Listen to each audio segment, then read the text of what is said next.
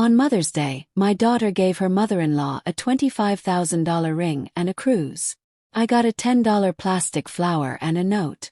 The next day she called me 30 times. Please, Mom, don't sell the company. Before we continue, first let me thank you for watching Granny's Voice. Please subscribe and tell us where you're watching from in the comments. We might give you a shout out in our next video. Today's special shout out goes to Rose Lowe from Humble, Texas. Thank you for being part of our family. Now, let me tell you everything. I'm 72 years old and I thought I knew what real pain felt like. I was wrong. Mother's Day began like a storm waiting to happen. Woke up in my silent apartment, brewed tea for one, and stared at the empty chair where my husband Robert used to read his morning paper. He'd been gone for 2 years, but I still set his place at breakfast sometimes. The quiet used to feel peaceful, but now it just reminded me of all the phone calls that never came. Emma had texted me the night before, short and cold. Mom, we're celebrating at Sandra's house tomorrow. You should show up. 2 p.m. exactly. Should show up. Not we want you there, or please come celebrate with us. Just another task on her list. I arrived at Sandra's mansion right at 2 p.m. The circular driveway was packed with fancy cars, and I could hear music flowing from the garden. Sandra had always been everything I wasn't. Wealthy, charming, perfectly dressed. Her house looked like a palace, all glass walls and expensive art. When I walked through the Golden Gate, I saw them all sitting around a huge outdoor table. Emma sat right next to Sandra, laughing at something private between them. My son-in-law Michael was cooking steaks, acting like the perfect son Sandra had raised. Nancy, Sandra called out, waving her jeweled hand. How nice that you made it. Emma glanced up and pointed to an empty chair. Hi, Mom. You can sit there. She pointed to a spot far from everyone else, like I was a stranger at my own daughter's celebration. I sat down quietly, watching everyone chat about trips I'd never taken and people I'd never met. Michael's parents were there with their grandkids. Sandra's book club friends filled the other chairs. Everyone belonged except me. Then came the gift-giving moment. Oh, Sandra, we have something amazing for you, Emma announced, jumping up with more joy than I'd seen from her in years. Michael appeared with a velvet box and a golden envelope. Sandra opened the box and gasped. Inside was a sparkling diamond ring that caught the sunlight like a star. Emma, darling, this is incredible, Sandra cried. Nothing's too good for the woman who raised such a wonderful son, Emma gushed, hugging Sandra tight. And there's more. The envelope held cruise tickets for 2 weeks in Hawaii. First class everything. Sandra started crying happy tears while everyone clapped and cheered. Emma beamed with pride like she'd just won a prize. My chest felt heavy watching them. $25,000, maybe more. Then Michael cleared his throat. And now for Grandma Nancy, he said, but his voice sounded tired. Emma walked over carrying a small paper bag. Inside was a fake plastic flower from the discount store and a card that looked grabbed from a gas station. I opened the card. It said Happy Mother's Day in printed letters. Underneath, Emma had written, Thanks for everything, Mom. Like I was her mail carrier. The whole table went quiet. Everyone stared at me, waiting to see what I'd do. Sandra coughed uncomfortably. Even Michael looked embarrassed. It's nice, I whispered, barely able to speak. Thank you, sweetheart. But Emma had already turned back to Sandra, starting a loud story about the cruise ships they'd picked. Everyone forgot about me and my cheap flower. I sat there feeling smaller than an ant. I stayed another hour, watching my daughter shower Sandra with attention and love while treating me like I was invisible. When I said I needed to go home, Emma barely looked my way. Thanks for coming, Mom. Be careful driving. The drive home felt endless. I kept thinking about that expensive ring and those cruise tickets. The pure happiness on Emma's face when she gave them. When was the last time she'd smiled at me like that? When was the last time she'd thought about what would make me happy? I parked in my driveway and stared at that silly plastic flower. 45 years of being her mother, and this is what I meant to her. A last-minute afterthought from the bargain bin. That night I couldn't sleep. Kept seeing that scene over and over, wondering what I'd done wrong. I'd built a successful flower shop from nothing, helped hundreds of families through hard times, volunteered at the hospital for years. But somehow I'd failed at the most important job. Being worth my daughter's love. I got up and walked to my desk where I kept all my important papers. Bank statements, business records, tax forms, everything that showed my life's work. And that's when I started wondering what I'd built it all for. The sleepless night became a sleepless week. I couldn't stop thinking about that plastic flower and how Emma had looked at Sandra with such real love. It hurt like a broken bone that wouldn't heal. I decided I needed to find out the truth. Not the kind you get from fighting or yelling, but real truth. The kind hidden in old receipts and bank records. I spent Saturday in my office, pulling out boxes I hadn't opened in years. Robert used to laugh at me for keeping every paper. "You never know when you'll need proof," I'd tell him. I never thought I'd need proof of my own motherhood. The first box I opened was labeled Emma School. Inside were college bills, dorm payments, and tons of smaller costs I'd forgotten. Books, a computer, even speeding tickets she'd gotten driving to parties. $52,000 total, not counting the car I'd bought when hers died senior year. But that was just the start. I found the folder marked Wedding E&M. $65,000 for one day. The church, flowers, food, her dress, the photographer. I'd paid for everything because I wanted her day to be perfect. Michael's parents had brought potato salad. Then came the house papers. When Emma and Michael got married, they'd wanted to buy a home in the fancy Hillcrest neighborhood. Their salaries weren't enough for the house they dreamed of, so I'd promised to help with the down payment. Then when Michael's car repair shop hit trouble 2 years later, I'd quietly paid their house payment for 8 months. They never knew. I made sure of that. The car loans were next. 4 different cars over the years, each one. Just until we get steady again. Those loans never got paid back and I never asked.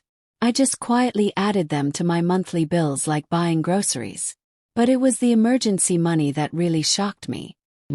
2020, Michael's auto shop almost went out of business. He trusted the wrong people, made bad deals. They were about to lose everything. Emma had called me sobbing, begging for help. I'd sent $90,000 that very day. No paperwork, no payment plans, just a mother helping her child. They'd bought a boat 4 months later. I leaned back in my chair, staring at my calculator. Over the past 18 years, I'd given or spent almost $500,000 on Emma and Michael. College, wedding, house, cars, business rescues, and countless small things. I'd stopped counting years ago. $500,000, more than most families see in their whole lives. And yesterday I'd gotten a plastic flower. The hardest part wasn't the money. I'd made good choices with my flower shop, saved well, invested smart. I could afford to be generous. The hardest part was realizing that my generosity had become invisible to Emma. Expected like breathing. I pulled out my phone and looked through our text messages from the past year. Her texts were quick and demanding. "Can you watch the kids? Michael needs to borrow your van. We need money for school. Supplies." Always asking, never giving. Never a simple "How are you doing, Mom?" Or "I was thinking about you." But Sandra got diamond rings and cruise ships. I opened my laptop and looked up Emma's house payment. Still coming from my bank account, of course. The payments happened automatically every month so I wouldn't have to think about it. That bank account also showed Michael's auto shop insurance, which I'd been paying for 3 years. Emma's part-time job at the daycare only happened because I'd recommended her to the owner, my friend Janet. They weren't just my daughter and son-in-law. They were my pendants. Adults in their 30s who'd built their whole life around my money. And somehow I'd become the bad guy in their story. The cold mother who didn't understand them, who couldn't connect with their modern life. They'd made me the villain while living off my kindness. I closed the laptop and looked around my office. Awards covered the walls from the business community. Photos of me with customers, newspaper articles about my shop success. But there were no recent pictures of Emma and me together. She'd stopped wanting pictures with me years ago. The clock showed 5 o'clock. I'd been looking through papers for 9 hours, and the truth was crystal clear. I'd spent years trying to buy my daughter's love, and all I'd done was teach her that I was a source of money, not affection. My phone buzzed with a text from Emma. "Mom, Michael's truck won't start. Can we use yours this week?" I stared at the message for a long time before typing back. "I'll think about it." It was the first time in years I hadn't said yes right away. That night I made a choice that would change everything. Called my lawyer. Monday morning I sat across from Jennifer Walsh, my attorney for 15 years. Her office overlooked Main Street, and I could see my flower shop from her window, a reminder of everything I'd built with my own hands. "Nancy, you look tired," Jennifer said, pouring herself coffee. "What's troubling you?" I'd practiced this conversation all weekend, but sitting there, the words felt heavy as stones. "I want to talk about selling my business." Jennifer's coffee cup stopped halfway to her mouth. "Bloom Forever Flowers. But you've spent 25 years building that shop. It's your baby." "That's exactly the problem," I said quietly. "I need to know what would happen to my family if I sold." I watched Jennifer's face change as she realized this wasn't just curious talk. She grabbed a notepad, her professional mask sliding into place. "Tell me what's worrying you," she said. Over the next hour I explained everything I'd discovered.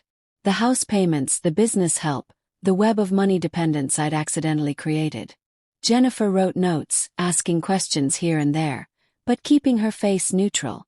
"So if you sold the shop," she said finally, "Michael would lose his insurance payments, Emma would lose her job reference, and they'd need to handle their house payment alone."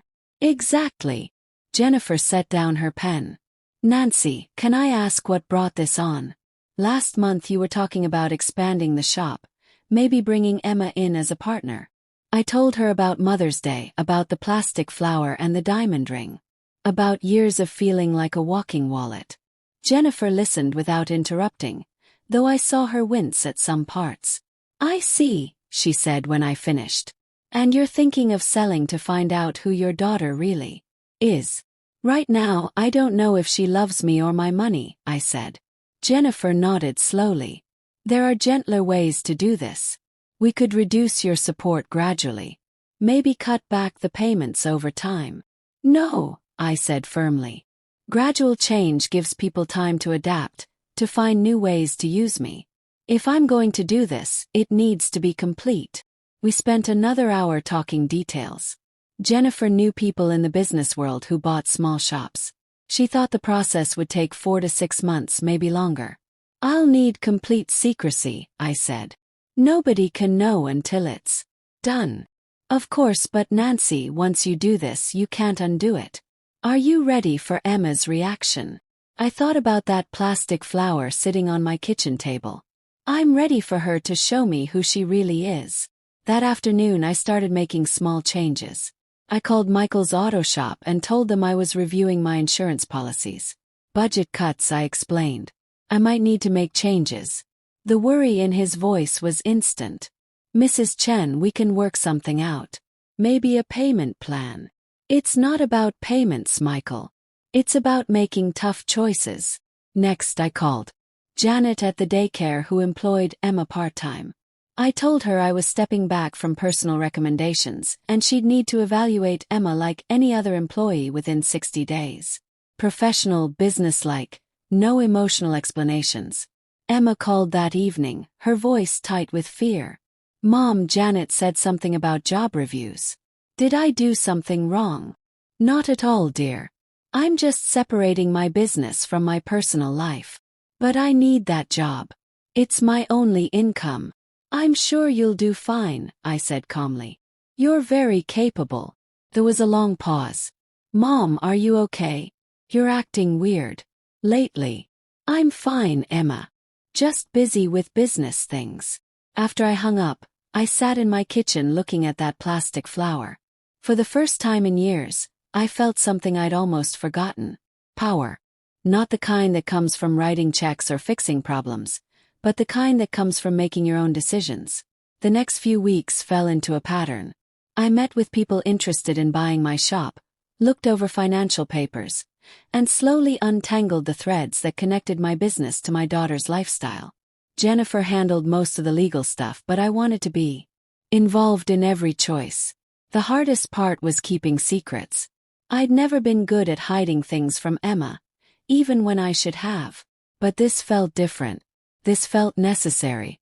3 weeks later, I got a call from Michael. "Mrs. Chen, I heard from someone at the Chamber of Commerce that you might be selling your shop. Is that true?" My heart pounded, but I kept my voice steady. "People love to gossip, Michael. You know how small towns are. But if you were selling, you'd tell us, right? I mean, it would affect our insurance. If and when I make any major business decisions, you'll know at the right time." That night, Emma showed up at my door. She looked exhausted, her hair messy, wearing an old sweater I remembered from her college days. "Mom, we need to talk," she said, pushing past me into my living room. "Michael's insurance, my job situation, now rumors about you selling the shop. What's happening?" I sat down across from her, hands folded calmly. "I'm reconsidering my priorities." "What does that mean?" "It means I'm 72 years old and I'm tired of carrying everyone else's problems." Emma's face turned red. "Is this about Mother's Day? About the gift?" "I'm sorry if you didn't like it, but money's been really tight lately." I almost laughed out loud. Tight on money while living in a house I helped buy, driving cars I'd paid for, working at a job I'd arranged. But I didn't say that. Instead, I just looked at her and said, "This isn't about one day, Emma. This is about understanding what truly matters." She left 30 minutes later, confused and frustrated. I watched her drive away in the car I'd helped finance, back to the house where I paid half the bills. But not for much longer. The call came on a Wednesday morning while I was signing the final sale papers. Jennifer had found a buyer, a nice family who wanted to expand their garden center business. The offer was fair, more than I'd hoped for. My phone rang just as I was reviewing the contract details. The caller ID showed my home number, which was strange since I was at Jennifer's office. "Hello, Mrs. Chen. This is Robert Martinez from Martinez Business Services. I'm calling about the sale of Bloom Forever flowers." My blood went cold. "I'm sorry, who are you?" "Robert Martinez. My company handles transitions for small business sales. I was trying to reach your office, but someone at your home said they were your business manager and could discuss the details." Closed my eyes. Only one person had a key to my house. Only one person would answer my phone and pretend to have permission they didn't have. "Thank you for calling, Mr. Martinez. Please send all future information through my attorney, Jennifer Walsh." I hung up and immediately called my house. It rang 3 times before Emma answered. "Mom's house," Emma speaking. "What are you doing in my house?" Silence. Then her voice changed completely. "Mom, I thought you were at some appointment. I just came by to check your mail." "I don't need my mail checked." Another pause. "Okay, fine. I was looking for something. Michael said you might have some insurance papers he needs. And you answered my phone because it kept ringing. I thought it might be an emergency." I could hear the lies falling apart in her voice. "Emma, I'm coming home. We need to talk." The drive from Jennifer's office to my house took 20 minutes, but it felt like hours. I kept thinking about that phone call, how Emma had pretended to be my business manager, authorized to discuss private matters. The nerve of it was unbelievable. When I got home, Emma's car was still in my driveway. I found her in my office, sitting at my desk with papers scattered everywhere. She looked up when I walked in, her face showing both defiance and guilt. "Find what you were looking for?" "Yes." She waved at the documents. "Mom, what is this? Are you really selling the shop?" I walked over and started gathering the papers. Sale agreements, financial records, private documents she had no right to see. "These are confidential business matters." "Confidential?" Mom, this affects our whole family. Michael's insurance comes from your business. My job depends on your connections. You can't just sell without talking to us. I stopped collecting papers and really looked at her. She was 34 years old, sitting in my chair at my desk, demanding explanations for choices about my own business. How had I let this happen? Actually, Emma, I can sell my business without asking anyone's permission. It's my shop. But what about us? What about our family? What about our family? I repeated the question slowly. When did you start caring about our family? Her face flushed red. I've always cared. You're my mother. Am I? Or am I your personal bank? The silence stretched between us like a canyon. Outside I could hear children playing in the park. The sound of normal life continuing while mine fell apart. Emma's voice was smaller when she spoke again. Mom, if you're upset about Mother's Day, I already said I was sorry. We can plan something special next year. Next year, I said quietly. Just like the year after that and the year after that. Always next year when it comes to treating me with respect. I sat down in the chair across from my own desk, looking at my daughter like I was seeing her for the first time. Do you know how much money I've spent on you and Michael over the years? She shifted uncomfortably in her seat. We never asked you to keep track.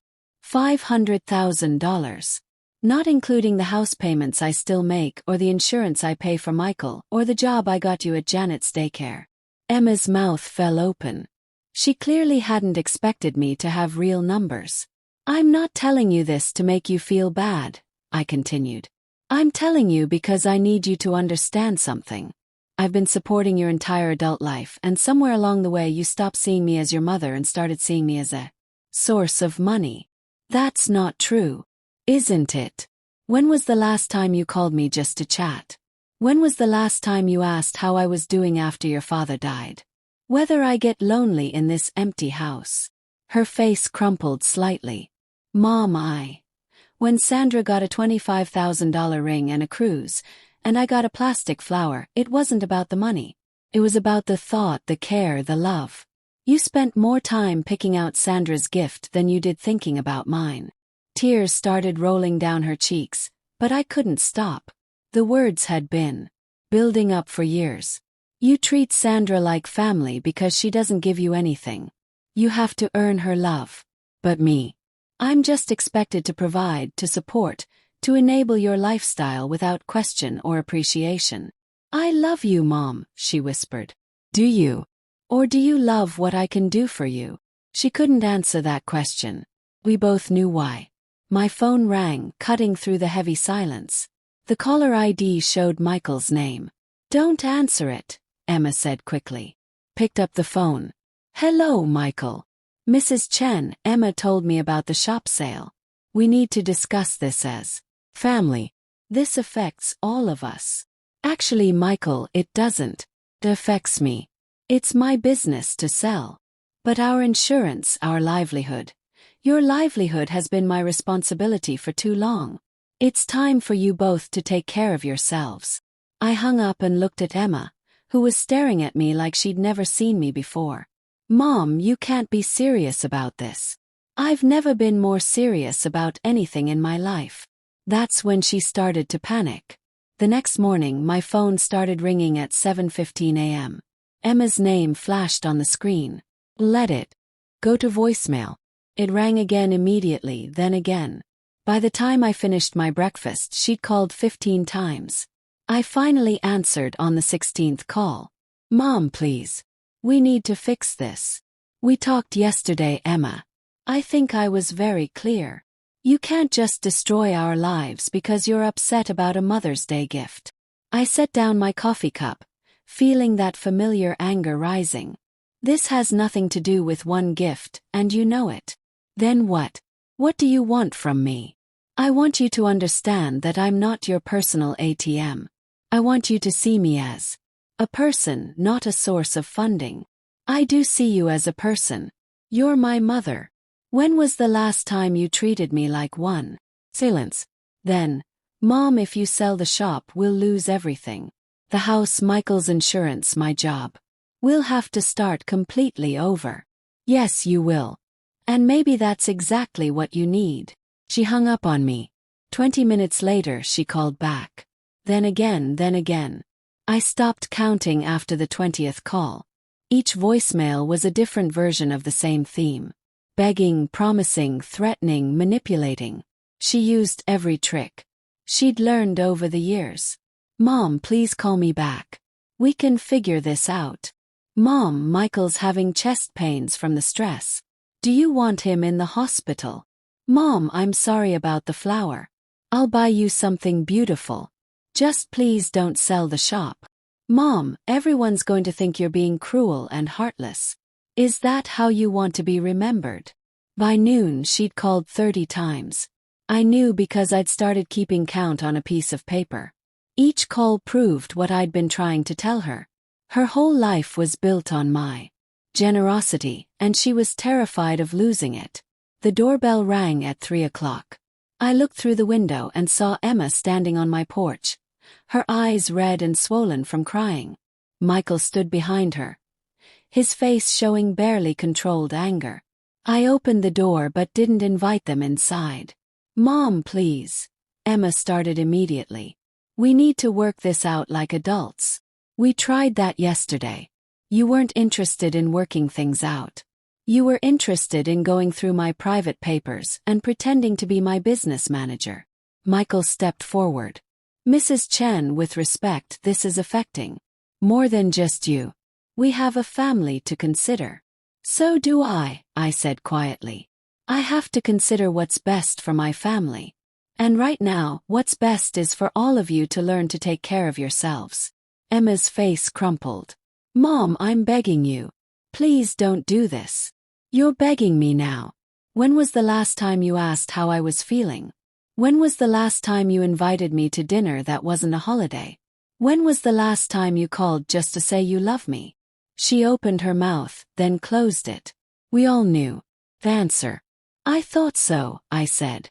You only call when you need something. You only visit when you want something. You only care when you're about to lose something. Michael's anger finally exploded. This is crazy. You're punishing us for being successful, for building a life together. Successful. I laughed, but it wasn't a happy sound. Michael, you're 36 years old and you've never made a house payment on your own.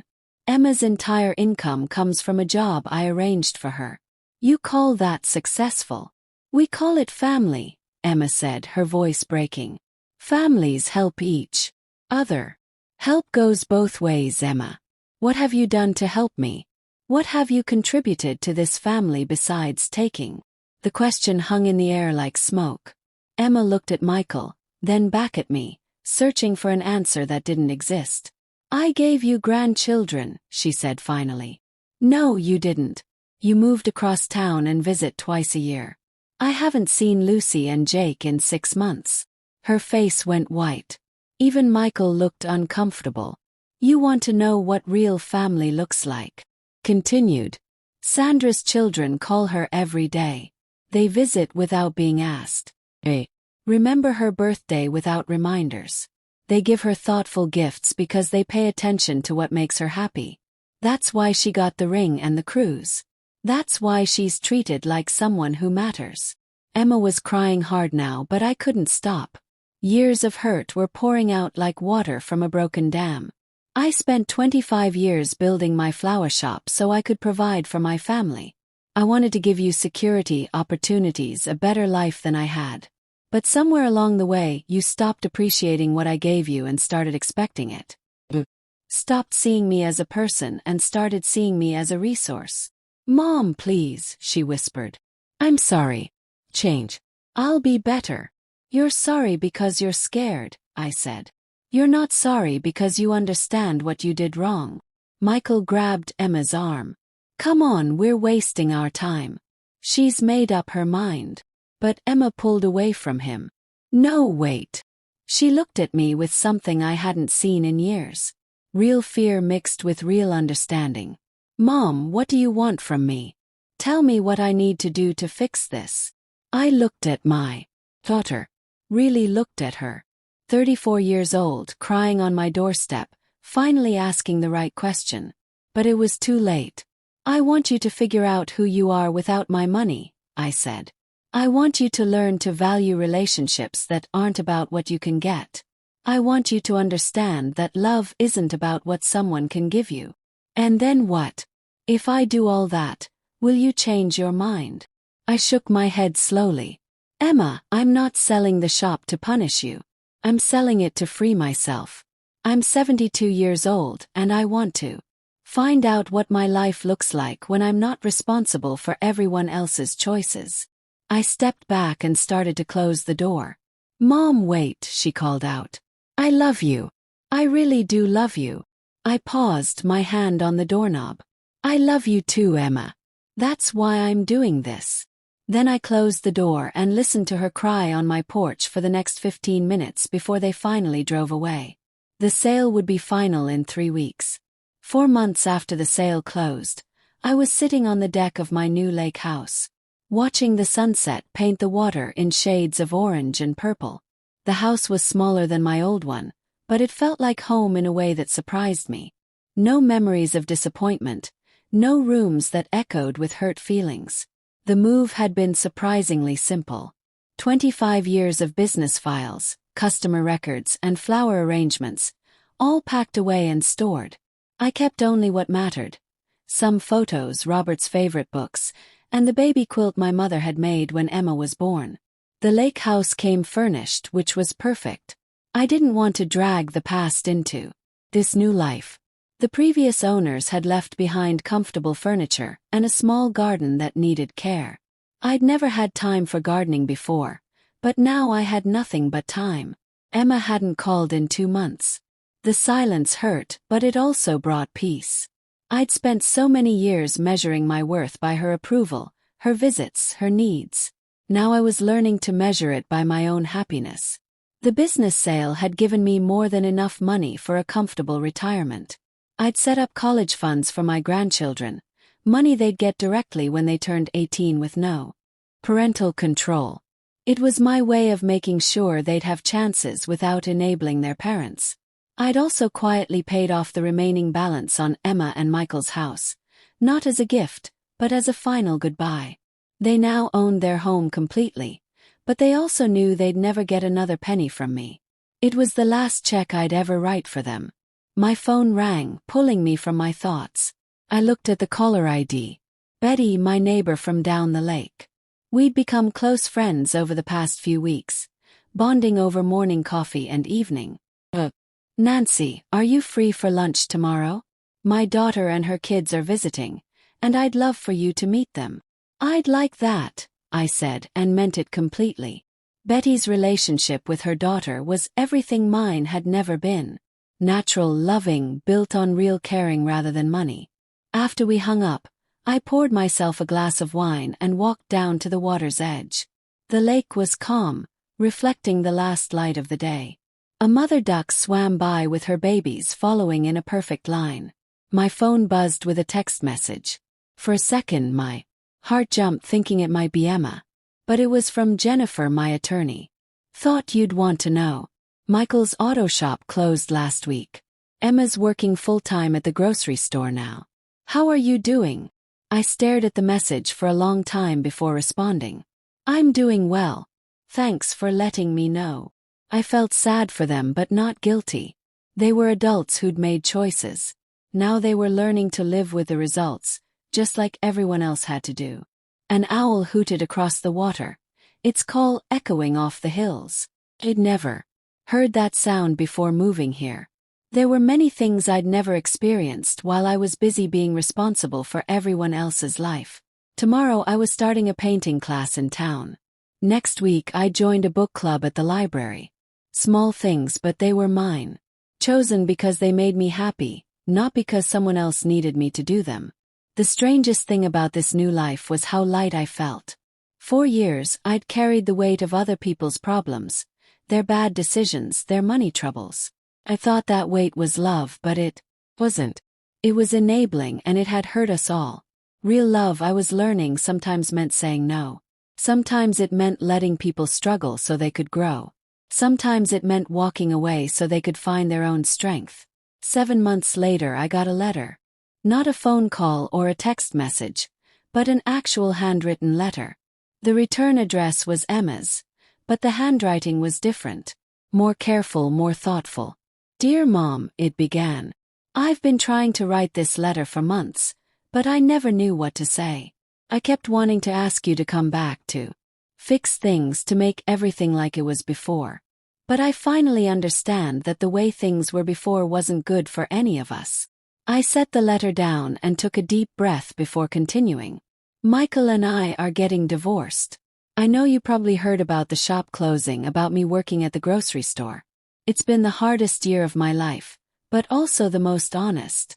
I had to learn who I was without your money, without your safety net. I had to figure out how to take care of myself for the first time ever. I'm not writing to ask for anything.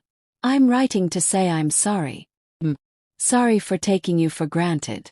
I'm sorry for treating you like an obligation instead of a person I should cherish. I'm sorry for all the years I wasted being angry at you for things that weren't your fault. I understand now why you sold the shop. You weren't punishing me. You were freeing both of us from a terrible pattern. I just wish it hadn't taken me this long to see it clearly. I don't expect you to forgive me, and I'm not asking you to come back. I just wanted you to know that I finally understand what you tried to tell me. Family isn't about what you can give someone or what they can give you. It's about showing up, paying attention, and caring about someone for who they are, not what they can do for you. I hope you're happy, Mom. I hope you found the peace you were looking for.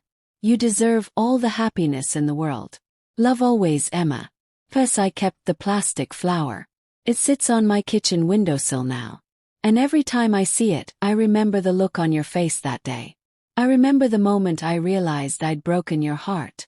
I'm sorry it took me so long to care about fixing it. I sat on my deck for a long time after reading that letter, watching the sun set over the calm water. Then I went inside and wrote a response. "Dear Emma," I began. "Thank you for your letter. It means more to me than you'll ever know." But I didn't mail it that day or the next day or the day after that. Some wounds need time to heal completely before they can be reopened safely. Some relationships need space before they can be rebuilt on a foundation of truth instead of obligation and money. Maybe someday we'd find our way back to each other as real family.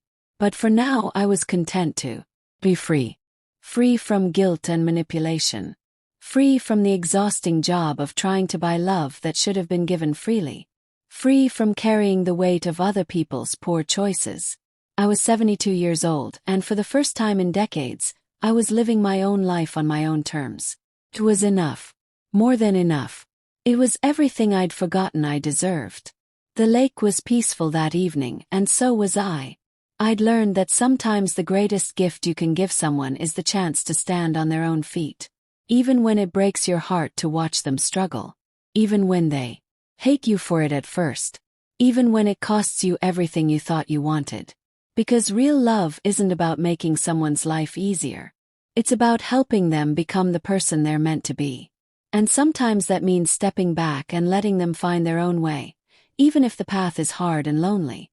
I'd finally learned the difference between enabling and loving.